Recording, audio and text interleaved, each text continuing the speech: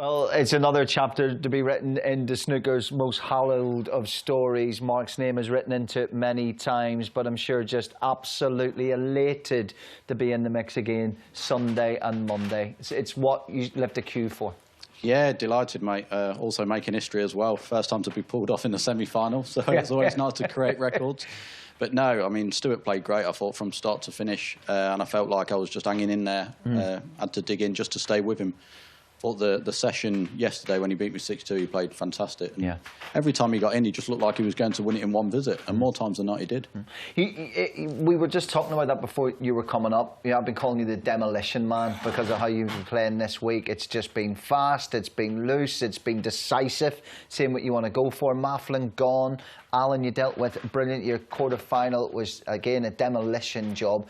This was much more difficult, wasn't it? You had to really, really dig into those reserves. Yeah, I did, and I sort of felt as though I was probably trying a little bit harder in this semi-final than what I did in the other games. Not that you shouldn't try hard anyway, but I was sort of going out there, and I sort of knew it was a big game to get to the final, so I was sort of a little bit more doubtful than where in the earlier matches I was sort of trying to flow a bit more and getting on. And Chris was telling me towards the back end of the match, he said, look, you just need to try and step it up a bit, and when you get your chance, try and flow. And from 14-all to 16-14, I felt as though as good as I felt all match, you know, and I felt I was going to close it out 17-14, but Stu's made a fantastic clearance, and then we got pulled off. I'm like, here we go. Wasn't it unbelievable? Wasn't it unbelievable to get the 16-15? Let me ask you, because we mentioned obviously straight away in the studio, when you were 16-14 up like you were last season, of course, and Ronnie put 3 in a row, then he takes that one to 16-15, then you get pulled off, you've got thinking time. Yeah. Did it pop into the head? Not really. It did halfway through the frame there, when I made 40 in front and then he's clipped off the pack and one's gone in and he's snooker me, and I'm thinking, here we go again, like, it's probably not meant to be. But at 16-14, when I went back to the apartment, I thought, well, if somebody had said to me you was 13-11 down at the start of play and you'd get took off at 16-15, I'd have snapped their hand off. So that was the way I was trying to look at it. I know it's not nice, but at the same time, Stuart probably had the momentum from that clearance he made to go 16-15, so probably wasn't a bad time to get took off. It was, as we said, the clutches of Mark Selby in that final frame, wasn't it? It was a wonderful snooker you played, and this is the part of your game that never leaves you. Yeah, I mean, I felt comfortable towards the back end of the match, funnily enough. I felt a bit edgy sort of the start of the match and first 2 sessions, and then when it got to the business end, I felt more comfortable towards the end when the pressure was on than what I did at the start of the match, which is strange, really. You'd think it would be the other way around, but I'd prefer it to be the way it is. Yeah. Jimmy, we've talked about this man being reborn in this tournament, and he showed the other side of him, hasn't he? And just really digging in again. And we make him favourite for the final. He's got to carry that. We talk about what a competitor he is. You know, last year he lost to Ronnie O'Sullivan. He was 16-14 up. And I think since that match, because he was working on his game with Chris Henry then, since that match, you know, he's quickened up. He likes that pace because, you know, he wants to pop the long balls. He wants to get in and score.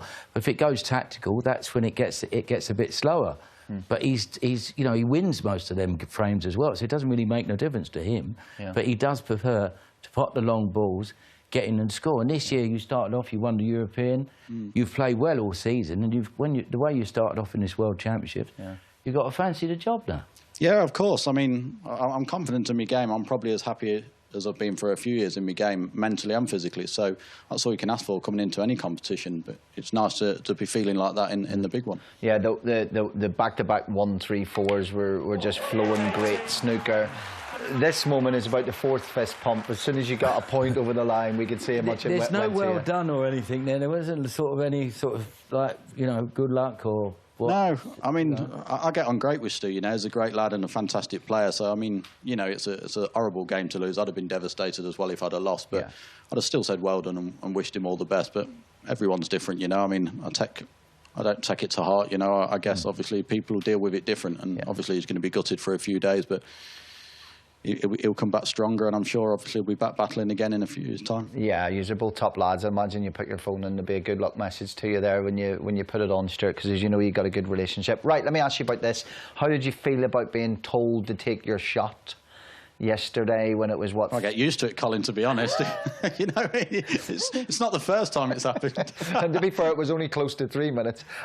Was there any, because it's not in the rules that he can't, it's not in the rules that he can't. Everyone thought it was the right thing to say. Yeah, it probably was the right thing to say. I mean, obviously at the time when you're just caught up in the moment, I don't really stand there and think, oh, like it's taking forever. You just like, every shot I looked at, I just could see problems. And I just couldn't see a shot. And then in the end, the shot what I did play was probably the right shot, but I've just not played it hard enough. Then I've left a big pocket for Stu and potted.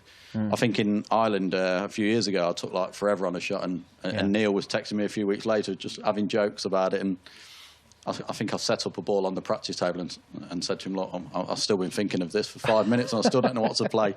But, you know, I mean, obviously it's all a bit of fun, isn't it? I don't mean to go out there and take that long on a shot. It's just sometimes you just can't see the shot. So what's Chris Henry saying to you? Because that Mark Selby had to dig really deep to beat Stuart Bingham. The Mark Selby that didn't second and third and fourth guess himself and didn't see problems where there weren't problems, destroyed Mark Williams. I said sitting here with Jimmy, he's going to have to slip coming from the hotel to lose this world title the way he played in that quarter-final.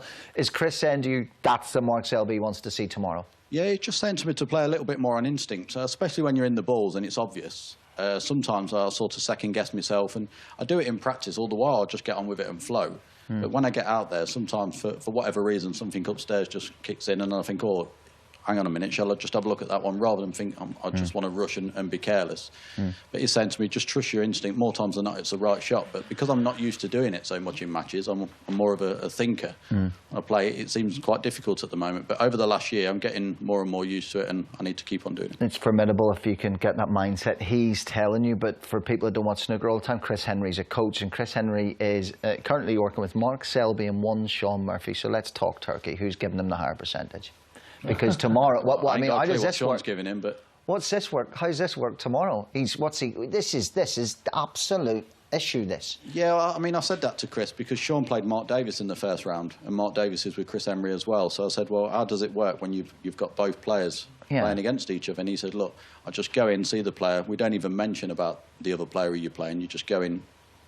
He wants to get them feeling as good as they can possibly play, and same with myself. But I might ask him to give Sean a few negative comments tomorrow, like put a few negative things in his head, but we'll have to see. I just like the idea, say you're 3-1 up and he comes into you in the mid-session and says, just keep doing what you're doing, just runs across the arse, says, get it up and you've got to play faster. That's exactly what he'd be doing. Either way, we're getting the 2 paychecks. A word on Sean, because for the game that you found, especially against Kurt Mafflin, especially against Mark Williams, he's done the same. He is strutting round that table like he owns the Crucible, and I mean that in the most positive of ways. Your stories are similar to a certain extent, as we're saying, all parts of your game coming back. You know, vintage Sean, vintage Mark. You know, he's been brilliant. Yeah, he has. And I mean, when he was at his best a few years ago, that's what he used to do, you know. I mean, his body language and his aura around the table was always good, irrelevant of how he was playing. He always had that stomp around the table, especially the year when he won it for the first time. And he seems to be having that back. He ain't had the best of seasons, but he's obviously come here with a lot of confidence. He's obviously, as the matches have gone on, his confidence has got stronger and stronger. And as I say, I watched his last session, and he was basically faultless against Karan from 12 all. And I think he was 10-4 down, was he? Yeah, it was basically beat him like 13-2 or something from 10-4. I mean, Karan's one of the players of the season. It's phenomenal, really. Yeah. Well, listen, thank you so much for coming in.